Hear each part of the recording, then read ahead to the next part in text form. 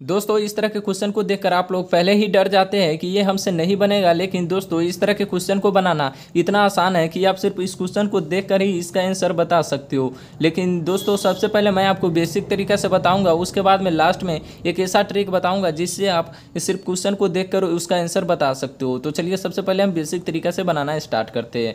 तो दोस्तों यहाँ पे क्वेश्चन है 50 में क्या जोड़े कि 25 हो जाए। तो दोस्तों इस तरह के क्वेश्चन दिया रहता है, तो यहाँ पे क्या करना है, सबसे पहले जो भी संख्या यहाँ पे दिया रहे उसको यहाँ पे लिख लेना है। तो यहाँ पे 50 है तो 50 को हम लिख लेते हैं। उसके बाद में बोला गया है क्या जोड़े, तो यहाँ पे जोड़ने का जिक्र हो रहा है तो क्या करेंगे, यहाँ पे पहले प्लस लगा देंगे। उसके बाद में क्या बोला है, तो क्या का मतलब यहाँ पे कुछ दिया नहीं है तो हम यहाँ पर कोई भी सिंबल यहाँ पे मान लेंगे, XYZ ABCD आपको जो मानना है यहाँ पे मान सकते हो। तो चलिए हम यहाँ पे X मान लेते हैं। उसके बाद में यहाँ पे बोला गया है कि 25 हो जाए, तो यहाँ पे इक्वल टू हो जाएगा। उसके बाद में यहाँ पे इक्वल टू के बाद यहाँ पे 25 हो जाएगा। उसके बाद में ये एक समीकरण बन गया। अब चलिए हम इस समीकरण को सॉल्व करते हैं ताकि x का मान निकले और उसमें से यहाँ पे घटाना है। तो चलिए यहाँ पे इस 50 को उधर भेजेंगे तो इधर बच जाएगा x इक्वल टू, उसके बाद में इधर 25 है तो 25 हो जाएगा। उसके बाद में 50 इधर प्लस में और इधर आएगा तो क्या हो जाएगा, माइनस में 50 हो जाएगा।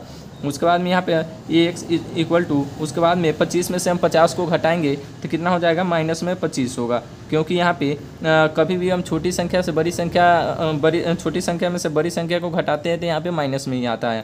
तो x का मान यहाँ पे कितना आ गया, 25 आ गया। तो चलिए अब हम यहाँ पे 50 में से -25 को घटा कर देखते हैं ये 25 होता है कि नहीं। तो यहाँ पे क्या है, तो पहले यहाँ पे 50 लिखेंगे। उसके बाद में जोड़ने का जिक्र हो रहा है तो यहाँ पे प्लस लगाएंगे। उसके बाद में क्या घटाना है, यहाँ पे x का मान निकल चुका है जो कि 25 है। तो यहाँ पे चलिए हम 25 को घटाते हैं। कभी भी कोई भी संख्या यहाँ पे दोनों सिंबल एक साथ हो तो यहाँ पे क्या करते हैं, ब्रैकेट के अंदर लिखते हैं। तो यहाँ पे -25 है तो -25 लिख लेंगे। उसके बाद में यहाँ पे 50 हो जाएगा। उसके बाद में माइनस प्लस मिलकर यहाँ पे क्या हो जाएगा, माइनस हो जाएगा।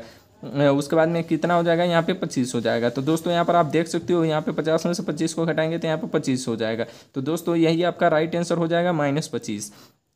तो दोस्तों ये रहा बेसिक तरीका। अब मैं आपको एक ऐसा ट्रिक बता रहा हूँ जिससे आप सिर्फ इस क्वेश्चन को देखकर ही आंसर बता सकते हो, इतना आपको पेन उठाने का ज़रूरत ही नहीं पड़ेगा। तो दोस्तों यहाँ पे बोला गया 50 में क्या जोड़े कि 25 हो जाए। तो दोस्तों यहाँ पे हम 50 में कोई भी संख्या प्लस में जोड़ेंगे तो वो 50 से ज़्यादा होगा, कम नहीं होगा।